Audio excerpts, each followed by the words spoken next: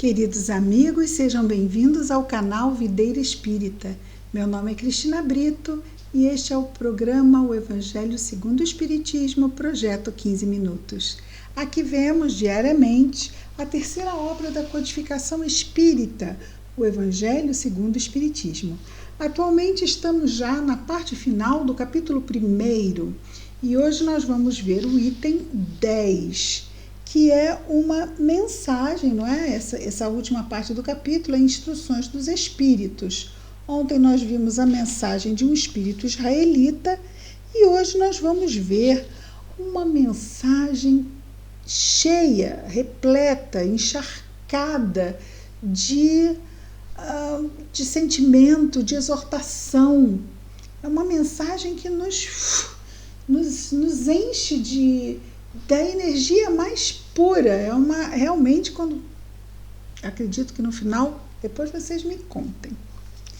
Gosto muito da parte das mensagens dos espíritos.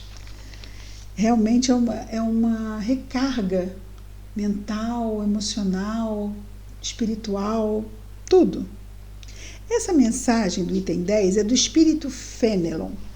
Fenelon é um dos espíritos integrantes da falange do Espírito de Verdade que trouxe a terceira revelação, que é a doutrina espírita.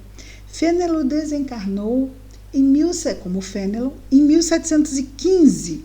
Ele foi um teólogo católico, poeta e escritor francês. Então, um homem muito erudito, não é?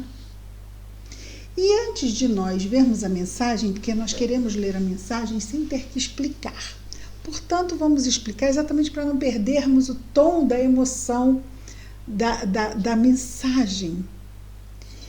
Então, nós vamos explicar os itens que nós achamos que seja importante explicar. Primeiramente, na mensagem, ele vai nos falar de que à semelhança dos profetas do Antigo Testamento, os espíritos se põem a falar e a vos advertir. Então, no Antigo Testamento, os profetas traziam mensagens do mundo espiritual. Os profetas agiam como médiuns, então traziam as mensagens de espíritos superiores. No século XIX, à época da codificação, já desde um pouco antes, nós temos que o mundo inteiro é invadido por uma falange imensa que em todos os lugares se manifesta. De tal forma foi que as festas, os saraus, muitas vezes os convites iam lá com mesas girantes, porque os espíritos simplesmente apareciam e começavam a se comunicar através de batidas nas mesas que giravam, que batiam com os pés, respondendo perguntas de sim ou não, e aquilo era uma atração enorme, não é? Então aqui Fenelon nos diz que, à semelhança dos profetas do Antigo Testamento, os espíritos se põem a falar e a vos advertir. Aí já não estamos mais falando das comunicações frívolas dos salões sociais, mas nós estamos falando aqui já do estudo sério e aprofundado que Kardec desenvolveu, não é? Então, aí sim são as comunicações sérias, instrutivas. Então, os espíritos se põem a falar e a vos advertir. Mais tarde ele fala sobre o espiritismo é de ordem divina, uma vez que repousa sobre as próprias leis da natureza. Então, as leis de Deus também são chamadas leis divinas ou naturais. Vamos ver isto bem explicado no Livro dos Espíritos, quando lá não é, são tratadas as leis de Deus. Então, leis da natureza também são as leis divinas, leis naturais, leis morais, leis divinas. As da natureza física e temos as da natureza moral. Então, são leis da natureza, mais amplamente. Nós temos a natureza física e a natureza moral. Ambas, todas, leis de Deus. Mais à frente ele nos cita uma parábola de Jesus. E não vos assemelheis às virgens estouvadas, ou seja, sem juízo, que foram apanhadas de surpresa à chegada do esposo. Então, as virgens são noivas, né? Virgens, no idioma antigo, o tempo de Jesus, não era um idioma rico, então nós temos uma palavra a significar mais de um sentido. Quando se usa virgem, também é aquela jovenzinha, né? E as noivas sempre eram muito jovenzinhas. Então, aqui é jovens, noivas, na parábola, usando esse termo, né? Virgem, sim, naquela época precisava ser virgem, né? Senão ia ser um escândalo. E não vos assemelheis às virgens estouvadas que foram apanhadas de surpresa à chegada do esposo. Essa parábola conta a história das 10 virgens. 10 virgens ajuizadas e 10 não ajuizadas. As ajuizadas, as 10 estavam esperando o noivo, certo? Hoje nós podemos trazer apenas para a alegoria, mas naquela época, não é? Um noivo se casava com mais de uma noiva. Então, estavam 10 esperando o noivo. 5 decidiram encher a lâmpada, não é? A lamparina, com óleo. 5 não. Só que o noivo não chegou logo. As lamparinas estavam acesas, o noivo não chegou logo. 5 compraram óleo para esta eventualidade, caso acontecesse. As outras não se preocuparam com isso. Ele usa o termo estouvada, foram imprudentes, não pensaram no amanhã.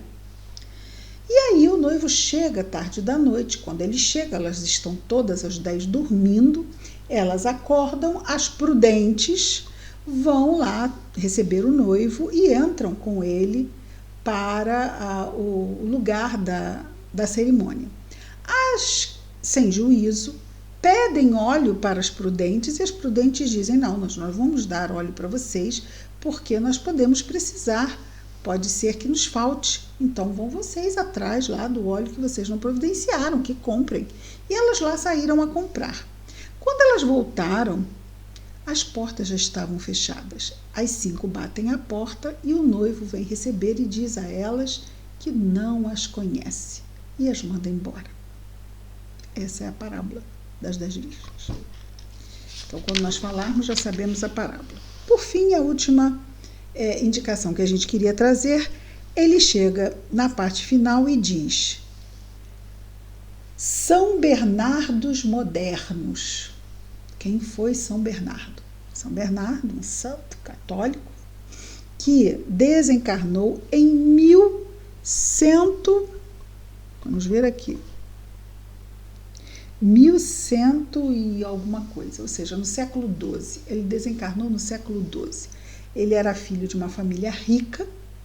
Ele fundou a abadia, ele foi abade. Abade é o responsável pela abadia, que é uma grande instituição religiosa, como se fosse um grande mosteiro, a abadia, só que é grande. Ele foi abade aos 25 anos.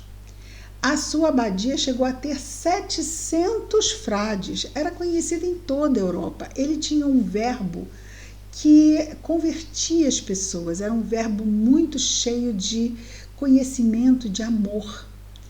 E ele conseguiu fazer com que praticamente toda a família dele se convertesse também e fosse para o convento.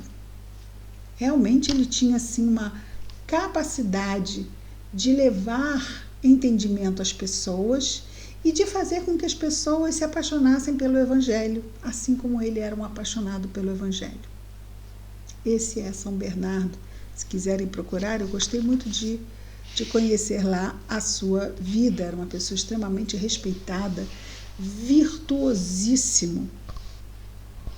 Vejamos então, dados esses preâmbulos de explicações do que vamos ver à frente aqui na nossa mensagem, vejamos a mensagem do Espírito Fenelon, recebida em Poitiers, na cidade de Poitiers, em 1861.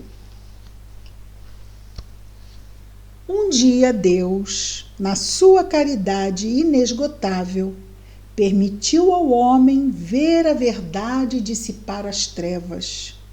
Esse dia foi o advento do Cristo, a chegada até nós do Evangelho. Depois da luz viva, Jesus, as trevas voltaram. O mundo das alternativas de verdade e de obscuridade se perdeu de novo. Então, depois dessas alternativas, o mundo, em escolher entre obscuridade e luminosidade, o mundo se perdeu, optou pela obscuridade. Então, à semelhança dos profetas do Antigo Testamento, lá no Antigo Testamento, no século XVIII, os espíritos se põem a falar e a vos advertir. O mundo foi abalado em suas bases. O raio estourará. Sede firmes. O Espiritismo é de ordem divina, uma vez que repousa sobre as próprias leis da natureza. E crede que tudo que é de ordem divina tem um objetivo grande e útil. Vosso mundo se perdia, a ciência desenvolvida às custas do que é de ordem moral, em tudo vos conduzindo ao bem-estar material, revertia em proveito do espírito das trevas. Gente, não é 2020 não, essa mensagem é de 1861. Então, a ciência desenvolvida às custas do que é de ordem moral, em tudo vos conduzindo ao bem-estar material, revertia em proveito do espírito das trevas, não do bem. Vós o sabeis, irmãos. Cristãos, o coração e o amor devem caminhar unidos à ciência. A ciência não pode se afastar, então, do coração e do amor. O reino do Cristo, após 18 séculos e apesar do sangue de tantos mártires, ainda não chegou. O reino do Cristo ainda não chegou, apesar do sangue de tantos mártires. Cristãos, voltai ao Mestre que vos quer salvar. Tudo é fácil àquele que crê e que ama. Quando nos é difícil, talvez não estejamos crendo tanto, nem amando tanto quanto deveríamos, não é? O amor enche-o de uma alegria indescritível. Sim, meus filhos, o mundo está abalado. Os bons espíritos vos dizem isso sempre. Curvai-vos sob o sopro precursor que antecede a tempestade, a fim de não serdes derrubados. Curvai-vos. Para curvar, precisamos ser humildes. Humildes. A quem? A Deus, às suas leis. Humildade, sem arrogância. Quer dizer, para não serdes derrubados, não é? Quer dizer, preparai-vos e não vos assemelheis às virgens estouvadas que foram apanhadas de surpresa à chegada do esposo. A revolução que se prepara é antes moral do que material. Os grandes espíritos mensageiros divinos insuflam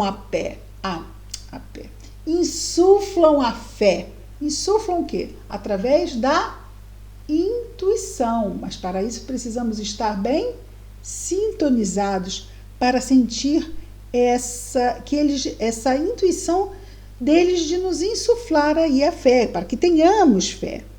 Para que todos vós, obreiros esclarecidos e ardentes, façais ouvir a vossa voz humilde. Então, os obreiros humildes e ardentes serão os instrumentos através dos quais a voz dos espíritos mensageiros se farão ouvidas. Porque vós, está falando a quem? Obreiros humildes e ardentes, somos nós? Cada um de nós pode dizer. queira Deus que sejamos nós mesmos. Porque vós sois o grão de areia, mas sem grãos de areia não haveria montanhas. Assim, pois, que estas palavras, nós somos pequenos, não tenha mais sentido para vós. Então, Fenelon está dizendo, nós não somos pequenos, nós somos humildes, mas colocamos todo o nosso amor e fervor aos serviços do Cristo, e isso vai nos fazer sermos capazes de empreender o melhor que a providência divina espera de nós no momento que passa ou que venhamos ainda a passar. Assim, pois, que estas palavras, nós somos pequenos, não tenha mais sentido para vós. A cada um sua missão, a cada um seu trabalho. Então, não tem maior nem menor. Cada um vai receber da providência a missão certa e o trabalho certo. A formiga não constrói o edifício da sua república e os animaizinhos imperceptíveis não erguem os continentes? A nova cruzada começou. Ah, sim. São Bernardo, ele iniciou a segunda cruzada. Lembra o tempo das cruzadas? Por isso ele vai citar São Bernardo, porque ele diz que a nova cruzada começou. Sois apóstolos da paz universal e não de uma guerra. Então, nós não somos soldados de uma guerra, nós somos apóstolos da paz universal. São Bernardos modernos, olhai e marchai em frente. Claro que sabemos quem está na frente, mostrando-nos o caminho, não é? A lei dos mundos é a lei do progresso. É fantástica, é fantástica, é fantástica. Se não fossem só 17 minutos, fosse mais, eu até leria de novo. Vou ler depois sozinha. Façam isso também. Item 10 do capítulo 1, mensagem de Fenelon. Eu acho que é uma mensagem bem atual. Vamos nos fortalecer. Estamos diante de uma revolução moral no nosso mundo.